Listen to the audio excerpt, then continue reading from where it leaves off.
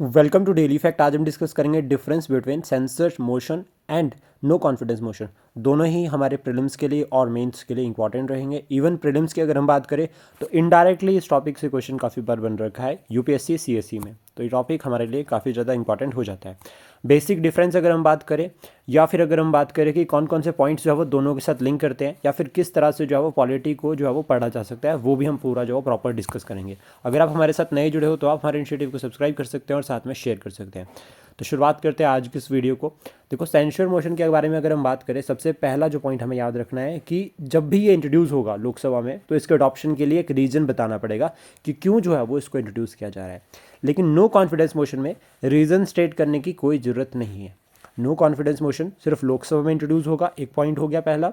Second, उसके बाद दूसरा याद रखना है कि कोई भी रीज़न जो है वो आपको बताने की ज़रूरत नहीं है कि क्यों जो है वो इसको इंट्रोड्यूस या अडॉप्ट किया जा रहा है। नेक्स्ट, उसके बाद सेंसर मोशन में क्या होता है कि ये जो है वो इंडिविजुअल मिनिस्टर और ग्रुप ऑफ मिनिस्टर दोनों के अगेंस्ट जो है वो अडॉप्ट किया जा सकता है। मतलब ये जो मोशन जो मूव किया जा सकता है वो इंडिविजुअल मिनिस्टर के अगेंस्ट भी किया जा सकता है और ग्रुप ऑफ मिनिस्टर के अगेंस्ट भी, या फिर अगर हम बात करें एंटायर काउंसिल ऑफ मिनिस्टर भी।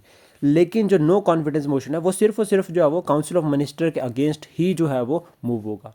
नो कॉन्फिडेंस मोशन सिर्फ और सिर्फ अगेंस्ट होगा काउंसिल ऑफ मिनिस्टर के।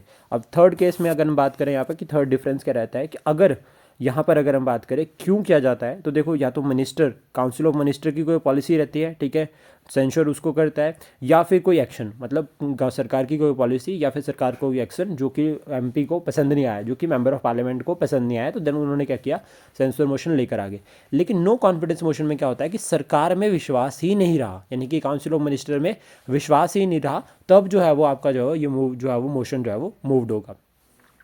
देन उसके बाद सेंसर मोशन के बारे में हमें एक पॉइंट और याद रखना है, वो ये कि सेंसर मोशन अगर पास हो जाता है तो काउंसिल ऑफ मिनिस्टर को रिज़ाइन करने की ज़रूरत नहीं है। यहाँ पे क्या होता है कि मान लीजिए सेंसर मोशन पास हो गया तो वहाँ पे रिज़ाइन करने की ज़रूरत नहीं है। ये वर्क करता है इंडिविजुअल रिस्पॉन्सिबिलिटी पे, तो याद रखना ये क्या करता है, इंडिविजुअल जो है वो की रिस्पॉन्सिबिलिटी होती है उसके ऊपर जो है वर्क करता है। लेकिन नो कॉन्फिडेंस मोशन अगर पास हो जाए, यानी कि सरकार में विश्वास नहीं रहा, तो जब सरकार में विश्वास नहीं रहा तो सरकार का काम क्या है, तो दैट मीन सरकार को रिज़ाइन करना पड़ेगा। सरकार यानी कि काउंसिल ऑफ मिनिस्टर को जो है यहाँ पर रिज़ाइन करना पड़ेगा। तो नो कॉन्फिडेंस मोशन में रिज़ाइन करना पड़ता है और यहाँ पर कंसेप्ट आता है कलेक्टिव रिस्पॉन्सिबिलिटी का।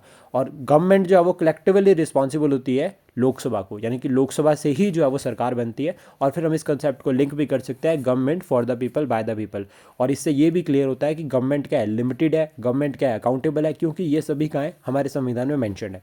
आई होप जितनी इन्फॉर्मेशन हमने डिस्कस की है एग्जाम के लिए आपको हेल्प करेगी। Thank you, please support, share and subscribe daily fact.